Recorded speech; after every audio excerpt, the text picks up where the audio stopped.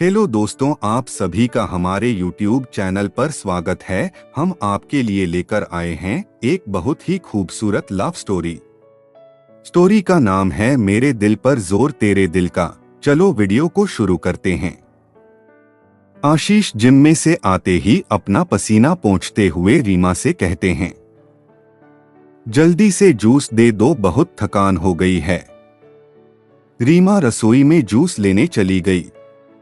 अगले दिन आशीष बोला, सुनो रीमा, मेरे कॉलेज का दोस्त मनीष अपने अपार्टमेंट में शिफ्ट हो गया है। वही जिया के बेटे के जन्मदिन पर हम नहीं गए थे। जब मैं जिम से आ रहा था तब मैंने उसे देखा था। वो तो अच्छा नहीं है, लेकिन उसकी बीवी गजब की खूबसूरत है। आशीष बोला, हमें क्या वह जाने और उसकी बीवी जाने। रीमा बोली, कोई बात नहीं, तुम जल्दी से नहा लो, मैं नाश्ता तैयार करती हूँ। रीमा नोटिस कर रही थी कि आजकल आशीष जिम में ज्यादा टाइम लगा रहा है। एक दिन उसने पूछ ही लिया, क्या बात है, देर कैसे हो गई?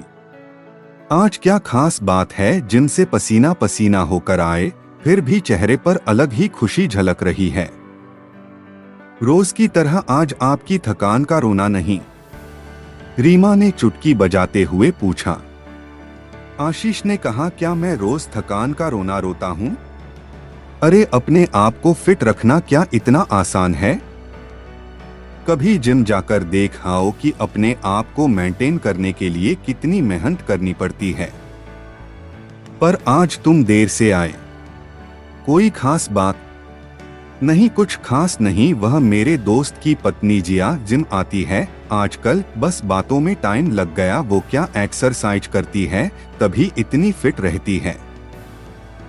कोई उसकी उम्र का अंदाजा भी नहीं लगा सकता। यह बोलकर नहाने चला गया।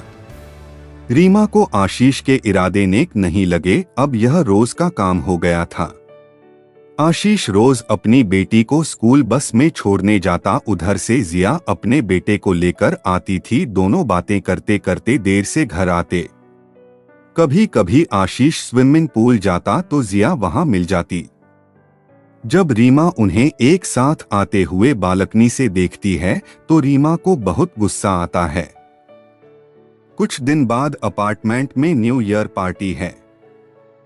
दोनों दोस्त अपने परिवारों के साथ पार्टी हॉल में आए। जिया को देखकर आशीष के चेहरे की मुस्कान दोगुनी हो गई। रीमा उन्हें देखकर अपनी सहेलियों की तरफ चलने लगी। वे मेरी सबसे अच्छी सहेलियां हैं, हम इन्हीं के साथ रहेंगे। तुम्हारा दोस्त तो अच्छे नहीं है, पर मेरी सहेलियां बहुत अच्छी है। आशीष बोला, बस दोस्त ही अच्छा नहीं है। जिया को देखो, आज भी कितनी सुंदर ड्रेस पहनकर आई है, बहुत अच्छी दिख रही है। रीमा आशीष को वहां से खींच कर ले गई। लेकिन आशीष था तो रीमा के साथ नजरें जिया पर ही टिकी थी। जिया भी आशीष की पर्सनैलिटी से बहुत प्रभावित थी। जब आशीष उसे देखता तब जिया मुस्कुरा देती है। उसका अपना पति तो किसी भी चीज का शौकीन नहीं था, उसे तो पार्टी में भी खींच कर लाना पड़ता है। न तो कपड़े ढंग से पहनता, न ही जूते, जबकि जिया हर वक्त मौसम के हिसाब से बनीठनी रहती है। तभी तो आशीष मनीष को लंगूर के हाथ में अंगूर बोलता है। एक दिन आशीष ने मनीष की फैमिली को डिनर पर बुलाया। रीमा कहने लगी, जब तुम्हें अपना दोस्त पसंद ही नहीं तो उसे क्यों बुलाते हो? आशीष उन्होंने बुला लेता है। संडे को जिया पूरे परिवार के साथ आशीष के घर पर आई। आशीष ने उससे बहुत बातें की, लेकिन उसकी नॉलेज को देखता ही रह गया। उसे मन ही मन लगने लगा कि कहाँ मनीष, कहाँ जिया। उसने जिया की बहुत तारीफ की। रीमा को यह सब फूटी आंख नहीं सुहा रहा था। मनीष का परिवार खाना खाकर चला गया। उनके जाने के बाद आशीष बोला, जिया ने अपने बच्चों की परवरिश बहुत सही तरीके से की है। कितने अच्छे से बात करते हैं और पढ़ाई में भी अच्छे हैं। तो हमारे कौन से कम हैं? रीमा का जवाब सुनकर आशीष ने चुप्पी लगा ली। अब आशीष के घर अक्सर जिया की बात होती, जो रीमा को जरा भी अच्छा नहीं लगता। उसे ऐसा लगता जैसे आशीष के दिलो दिमाग में जिया बस गई है। उधर जिया भी मनीष से अक्सर आशीष की ही बातें करती। कहती कितना शौकीन है, तुम्हारा दोस्त हर वक्त मजाक करता रहता है, सोसाइटी के कार्यक्रमों में भी कितना आगे रहता है, हर प्रोग्राम में उसका नाम अनाउंस होता है। शायद जिया और आशीष एक दूसरे को मन ही मन चाहने लगे थे, इसीलिए दोनों अपने अपने परिवार में एक दूसरे की बातें करते थे। मनीष का तो इस तरफ ध्यान नहीं पड़ा क्योंकि वह अपनी ही दुनिया में मस्त रहता है, लेकिन रीमा मन ही मन जिया से जलने लगी थी। यहाँ तक कि अपने बच्चों से भी कहती थी कि जिया के बच्चों के साथ न खेलें। जिया के बच्चे जब उनसे खेलने को कहते तो रीमा की बेटी कहती थी, नहीं मम्मी डांटेगी। जब यह बात जिया को पता चली तो उसे बहुत बुरा लगा।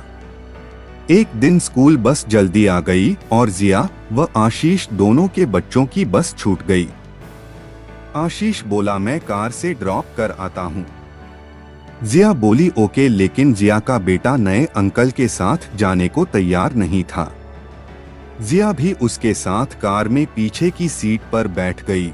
आशीष ने जिया से कहा, आप आगे वाली सीट पर आ जाओ। जिया कार की अगली सीट पर आकर बैठ गई। रीमा की सहेली ने जब यह बात रीमा को बताई तो उसके तो होश उड़ गए। अगले दिन वह आशीष से बोली, बच्चों को स्कूल बस तक मैं ही छोड़ने जाऊंगी, तुम्हें वहां पर बहुत समय लग जाता है। आशीष को कुछ भी समझ में नहीं आया रीमा क्या कहना चाहती है। जब वह बस स्टॉप पर गई तो उसे जिया फूटी आंख न सुहाई। दूसरी सहेलियों के साथ खड़ी बातों ही बातों में वह जिया को ताने मारने लगी। जिया को भी समझते देर न लगी, लेकिन क्या करती। पहले दिन वही तो उसके पति के साथ कार की आगे की सीट पर बैठ कर गई थी। वह चुपचाप अपने बेटे को बस में बैठाकर वहां से चली गई। रीमा जब लौटकर आई तो देखा आशीष बालकनी में खड़ा जिया से जोर जोर से बातें कर रहा था।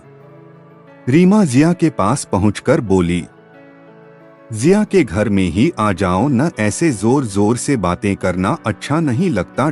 कहने को तो रीमा घर आने को बोल रही थी, लेकिन उसके चेहरे की कुटिल मुस्कान देखकर जिया समझ गई थी कि रीमा क्या कहना चाहती है। जिया वहां से चुपचाप चली गई।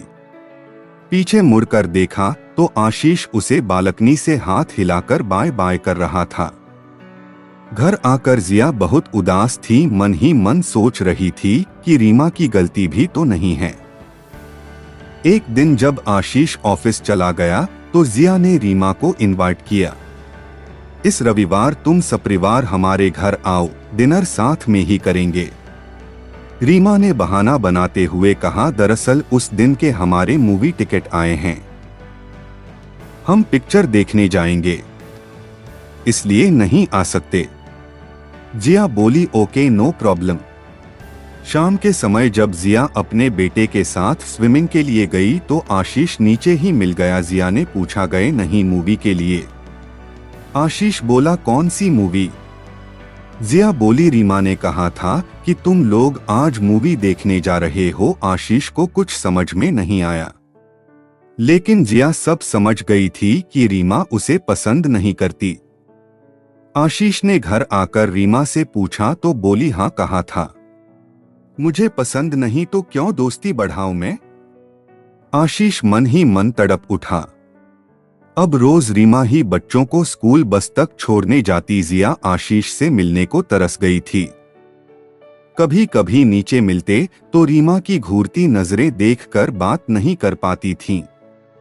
बस अपना रास्ता बदल लेती, क्योंकि रीमा आशीष की पत्नी है, आशीष पर हक भी उसी का है। रीमा को जब भी मौका मिलता जिया को ताना मार ही देती है। एक बार तो किटी पार्टी में जब सब महिलाएं बोली कि बच्चों को संभालने में ही सारा वक्त बीत जाता है, रीमा ने जिया की तरफ आंखें मटकाते हुए कहा, बच्चों को ही नहीं पति को भी तो संभालना पड़ता है।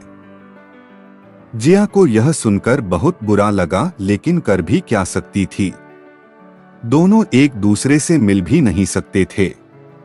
जिम ही बस एकमात्र ठिकाना था जहां दोनों मिल सकते थे। वहीं थोड़ी देर मिलकर बात कर लेते थे, लेकिन कहते हैं न इश्क और मुश्क छिपाए नहीं छिपते।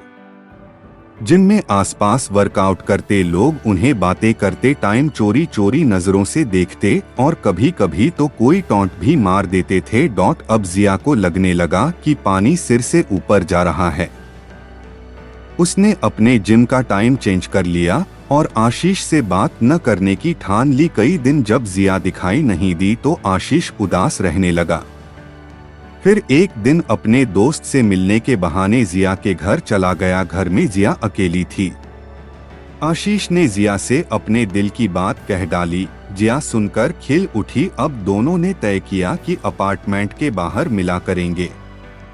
रीमा ने अपार्टमेंट की सभी महिलाओं को भी बता दिया था कि जिया कैसे उसके पति पर डोरे डाल रही है। सभी महिलाओं ने उससे दूरी बना ली थी।